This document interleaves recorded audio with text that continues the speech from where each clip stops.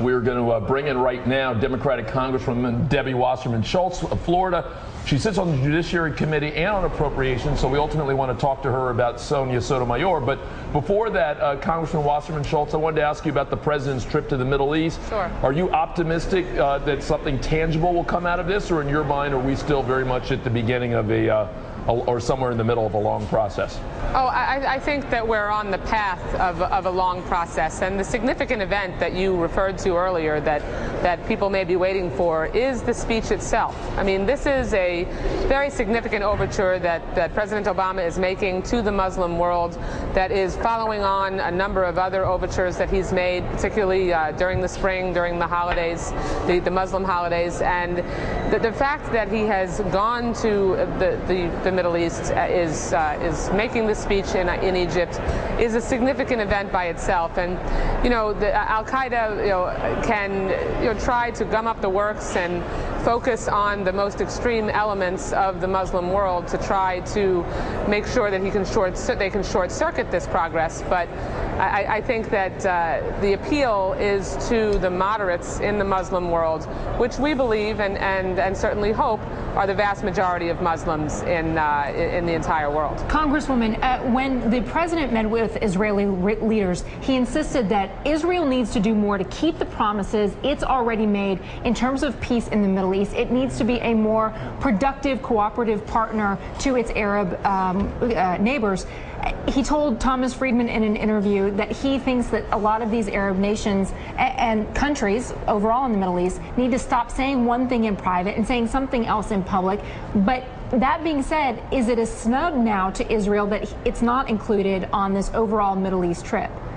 No, it's not a snub at all. In fact, I had an opportunity to participate in a meeting with Prime Minister Netanyahu when he was here with all of the Jewish members that serve in the Congress, and Prime Minister Netanyahu underscored how pleased he was with President Obama's commitment to the State of Israel, that they had the same goals, they were on the same page, and that we were going to move forward together with Israel to try to jumpstart the peace process. And do you think that Israel is going to be more cooperative especially on this issue of Jewish settlements? Well, I think one of the important things that we need to make sure happens is that there be broader recognition of other Arab nations. I mean, before the peace process can move forward in a significant way, Arab nations beyond the two that already recognize Israel need to make a commitment to recognize Israel's right to exist. That's one of the incredibly important components of the peace process. Congresswoman Wasserman Schultz, you're from South Florida, like I am, where there's a strong Jewish population. And I know last year during the 2008 election,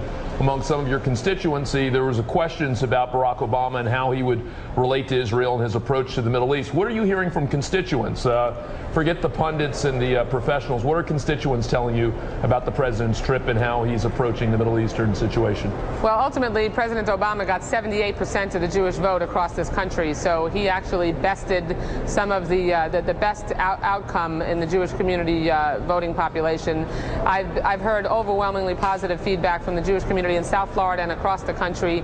They understand that President Obama is a strong and solid supporter of Israel, will continue the tradition and history of the relationship between our two countries, and is committed, unlike the previous administration, to making sure that we can be engaged in helping move the peace process forward. Congresswoman, I want to turn your attention, I know you sit on the Judiciary Committee in the House. I want to turn to Sonia Sotomayor. What do you make of her nomination, and what do you make of Newt Gingrich seeming to at first call her a racist and then kind of take a step back and say maybe he was wrong to do that?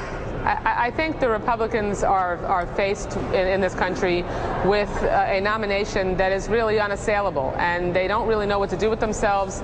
They're hurling insults and accusations. I mean, you have a nominee who has the most judicial experience of any nominee in 100 years. You have someone who is a Yale and Harvard, Yale and Princeton graduate, someone who has impeccable legal credentials, a strong background in the private sector in legal experience.